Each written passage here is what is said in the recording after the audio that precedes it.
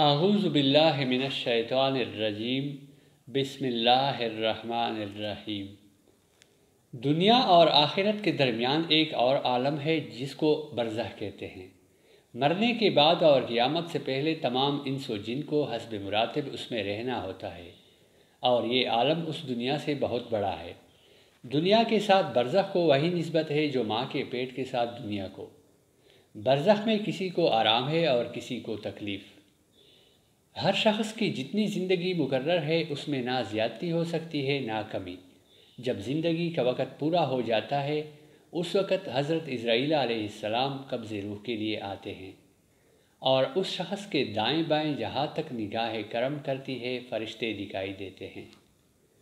مسلمان کے آس پاس رحمت کے فرشتے ہوتے ہیں اور کافر کے دائیں بائیں عذاب کے۔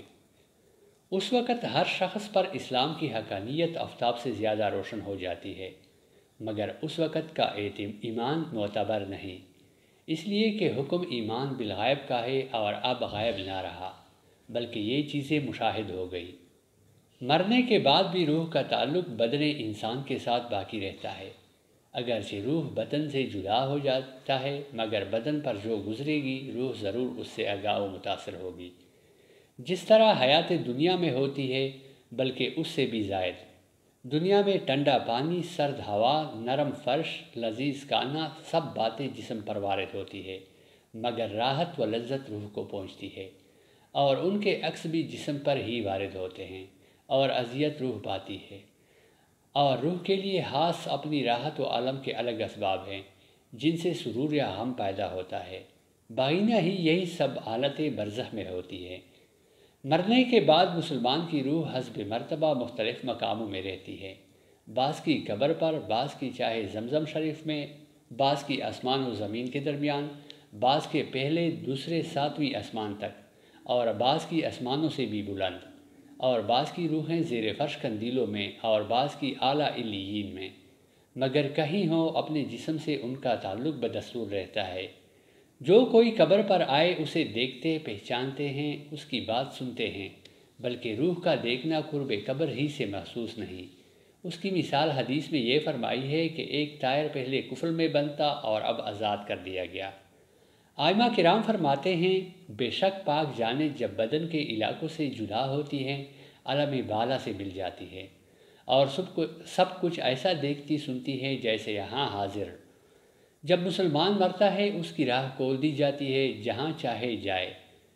کافروں کی حبیس روحیں بعض کی ان کی مرگٹ یا قبر پر رہتی ہیں، بعض کی چاہے برہوت میں کہ یمن میں ایک نالہ ہے، بعض کی پہلے دوسری ساتویں زمین تک، بعض کی اس کی بھی نیچے سجین میں، اور وہ کہیں بھی ہو جو اس کی قبر یا مرگٹ پر گزرے اسے دیکھتے پہچانتے بات سنتے ہیں، مگر کہیں جانے آنے کا اختیار نہیں کہ وہ قید ہے۔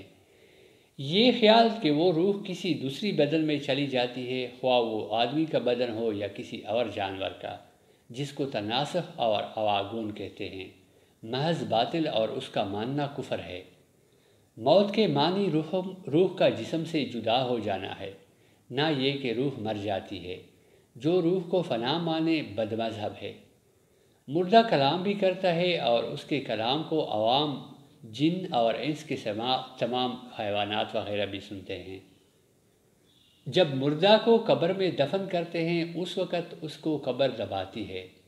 اگر وہ مسلمان ہے تو اس کا دبانا ایسے ہوتا ہے جیسے ماں پیار میں اپنے بچے کو زور سے چپٹا لیتی ہے، اور اگر کافر ہے تو اس کو اس زور سے دباتی ہے کہ ادھر کی پسلیاں ادھر اور ادھر کی ادھر ہو جاتی ہیں۔ جب دفن کرنے والے دفن کر کے وہاں سے چلے جاتے ہیں اور ان کے جوتوں کی آواز سنتا ہے، اس وقت اس کے پاس دو فرشتے اپنے دانتوں سے زمین چیرتے ہوئے آتے ہیں۔ ان کی شکلیں نہایت ڈراؤنی اور ہیبتناک ہوتی ہیں۔ ان کے بدن کا رنگ سیاہ اور آنکھیں سیاہ اور نیلی اور دیگ کے برابر اور شعلہ زن ہیں، اور ان کے محیط بال سر سے پاؤں تک، اور ان کے دانت کئی ہاتھ کے جن سے زمین چیرتے ہوئے آئیں گے۔ ان میں ایک کو منکر دوسرے کو نکیر کہتے ہیں۔ مردے کو جھنجھوڑتے اور جھڑک کر اٹھاتے ہیں اور نہایت سختی کے ساتھ کرخت آواز میں سوال کرتے ہیں۔ پہلا سوال کرتے ہیں من ربوں کا، یعنی تیرا رب کون ہے۔ دوسرا سوال وہ یہ کرتے ہیں ما دینوں کا، یعنی کہ تیرا دین کیا ہے۔ تیسرا سوال ما کنتا تقولو فی ھذا الرجل، ان کے بارے میں تو کیا کہتا تھا۔ اس کو حضور صلی اللہ علیہ وآلہ وسلم کی تصویر دکھا دی جائے گی۔ مردہ مسلمان ہے تو پہلے سوال کا جواب دے گا ربی اللہ، میرا رب اللہ عز و جل ہے، اور دوسرے کا جواب دے گا دینی الاسلام، یعنی کہ میرا دین اسلام ہے، اور تیسرے سوال کا جواب دے گا ہوا رسول اللہ صلی اللہ علیہ وآلہ وسلم، وہ تو رسول اللہ صلی اللہ علیہ وسلم ہے۔ وہ کہیں گے تجھے کس نے بتایا؟ تو کہے گا میں نے اللہ عز و جل کی کتاب پڑھی، اس پر ایمان لایا اور تصدیق کی۔ بعض روایتوں میں آیا ہے کہ سوال کا جواب پا کر کہیں گے کہ ہمیں تو معلوم تھا کہ تو یہی کہے گا۔ اس وقت آسمان سے ایک منادی ندا کرے گا کہ میرا بندے نے سچ کہا، اور اس کے لیے جنت کا بچھونا بچھاؤ اور جنت کا لباس پہناؤ، اور اس کے لیے جنت کی طرف ایک دروازہ کھول دو۔ جنت کی نسیم اور خوشبو اس کے پاس آتی رہے گی، اور جہاں تک نگاہ پھیلے گی وہاں تک اس کی قبر کشادہ کر دی جائے گی، اور اس سے کہا جائے گا کہ تو سو جیسے دلہا سوتا ہے۔ یہ خواص کے لیے عموماً ہے، اور عوام میں ان کے لیے جن کو وہ چاہے، ورنہ وسعت قبر حسب مراتب مختلف ہے۔ بعض کے لیے 70 ہاتھ لمبی چوڑی، بعض کے لیے جتنی وہ چاہے زیادہ، حتیٰ کہ جہاں تک نگاہ پہنچے، اور وسعت میں بعض پر عذاب بھی ہوگا، اور ان کی معصیت کے لائق پھر اس کے پیران اعظام یا مذہب کے امام یا اولیاء کرام کی شفاعت یا محض رحمت سے جب وہ چاہے گا نجات پائیں گے۔ اور بعض نے کہا کہ مومن عاصی پر عذاب قبر شب جمعہ آنے تک ہے، اس کے آتے ہی اٹھا لیا جائے گا۔ یہ حدیث سے ثابت ہے کہ جو مسلمان شب جمعہ یا روز جمعہ یا رمضان مبارک کے کسی دن رات میں مرے گا، سوال نکیرین و عذاب قبر سے محفوظ رہے گا۔ اور یہ جو ارشاد ہوا کہ اس کے لیے جنت کی کھڑکی کھول دیں گے، یہ یوں ہوگا کہ پہلے اس کے بائیں ہاتھ کی طرف جہنم کی کھڑکی کھولیں گے، جس کے لپٹ اور جلن اور گرم ہوا اور سخت بدبو آئے گی، اور معاً بند کر دیں گے۔ اس کے بعد دائیں طرف سے جنت کی کھڑکی کھولیں گے، اور اس سے کہا جائے گا اگر تو ان سوالوں کے صحیح جواب نہ دیتا تو تیرے واسطے وہ تھی، اور اب یہ ہے، تاکہ وہ اپنے رب کی نعمت کی قدر جانے کہ کیسے بلائے عظیم سے بچا کر کیسے نعمت عظمیٰ عطا فرمائی۔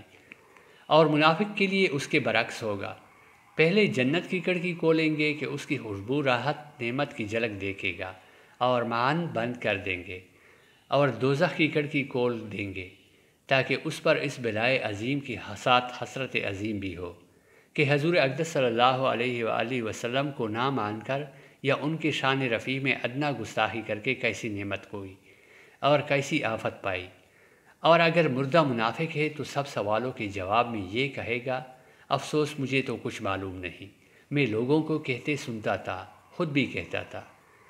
اس وقت ایک پکارنے والا آسمان سے پکارے گا کہ یہ جھوٹا ہے، اس کے لیے آگ کا بچھونا بچھاؤ اور آگ کا لباس پہناؤ، اور جہنم کی طرف سے ایک دروازہ کھول دو، اس کی گرمی اور لپٹ اس کو پہنچے گی، اور اس پر عذاب دینے کے لیے 2 فرشتے مقرر ہوں گے جو اندھے اور بہرے ہوں گے۔ ان کے ساتھ لوہے کا گرز ہوگا کہ پہاڑ پر اگر مارا جائے تو خاک ہو جائے، اس ہتھوڑے سے اس کو مارتے رہیں گے، نیز سانپ اور بچھو اسے عذاب پہنچاتے رہیں گے، نیز اعمال اپنے مناسب شکل پر متشکل ہو کر کتا یا بیڑیا یا اور شکل کے بن کر اس کو ایذا پہنچائیں گے، اور نیکوں کے اعمال حسنہ مقبول و محبوب صورت پر متشکل ہو کر انس دیں گے۔ عذاب قبر حق ہے، اور یوں ہے تنعیم قبر حق ہے، اور دونوں جسم و روح دونوں پر ہے، جیسا کہ اوپر گزرا۔ جسم اگرچہ گل جائے، جل جائے، خاک ہو جائے، مگر اس کے اجزائے اصلیہ قیامت تک باقی رہیں گی۔ وہ مردے عذاب و ثواب ہوں گے، اور انہی پر روز قیامت دوبارہ ترکیب جسم فرمائے جائے گی۔ وہ کچھ ایسے باریک اجزاء ہیں ریڑھ کی ہڈی میں، جس کو عجب الذنب کہتے ہیں، کہ نہ کسی خوردبین سے نظر آ سکتے ہیں، نہ آگ انہیں جلا سکتی ہے، نہ زمین انہیں گلا سکتی ہے، وہی تخم جسم ہے۔ لہٰذا روز قیامت روحوں کا اعادہ اسی جسم میں ہوگا، نہ جسم دیگر میں۔ بلائی زائد کا اجزاء کا گھٹنا بڑھنا جسم کو نہیں بدلتا۔ جیسے بچہ کتنا چھوٹا پیدا ہوتا ہے پھر کتنا بڑا ہو جاتا ہے، کبھی ہیکل جوان بیماری میں گل کر کتنا حقیر رہ جاتا ہے، پھر نیا گوشت پوستے آ کر مثل سابق ہو جاتا ہے۔ ان تبدیلیوں سے کوئی نہیں کہہ سکتا کہ شخص بدل گیا ہے۔ یوں ہی روز قیامت کا عہد ہے، وہی گوشت اور ہڈیاں کے خاک یا راکھ ہو گئے ہوں، ان کے ذرے کہیں بھی منتشر ہو گئے ہوں، رب عز و جل انہیں جمع فرما کر اسے پہلی ہیئت پر لا کر انہیں پہلے اجزاء اصلیہ پر کے محفوظ ہیں ترکیب دے گا اور ہر روح کو اسی جسم سابق میں بھیجے گا۔ اس کا نام حشر ہے۔ عذاب و تنعیم قبر کا انکار وہی کرے گا جو گمراہ ہے۔ مردہ اگر قبر میں دفن نہ کیا جائے تو جہاں پڑا رہ گیا یا پھینک دیا گیا، عرض کہیں ہو اس سے وہی سوالات ہوں گے اور وہی ثواب یا عذاب اسے پہنچے گا، یہاں تک کہ جسے شیر کہا گیا تو شیر کے پیٹ میں سوال و جواب اور ثواب و عذاب جو کچھ ہوگا پہنچے گا۔ انبیاء علیہم السلام اور اولیاء کرام، وہ علماء دین، وہ شہداء، وہ حافظان قرآن کہ قرآن مجید پر عمل کرتے ہوں، اور وہ جو منصب محبت پر فائز ہیں، اور وہ جسم جس نے کبھی اللہ عز و جل کی معصیت نہ کی، اور وہ کہ اپنے اوقات درود شریف میں مسترک رکھتے ہیں، ان کے بدن کو مٹی نہیں کھا سکتی۔ جو شخص انبیاء کرام علیہ السلام کی شان میں یہ خبیث کلمہ کہے گا کہ مر کے مٹی میں مل گئے، گمراہ بدین حبیث مرتکب توہین ہے۔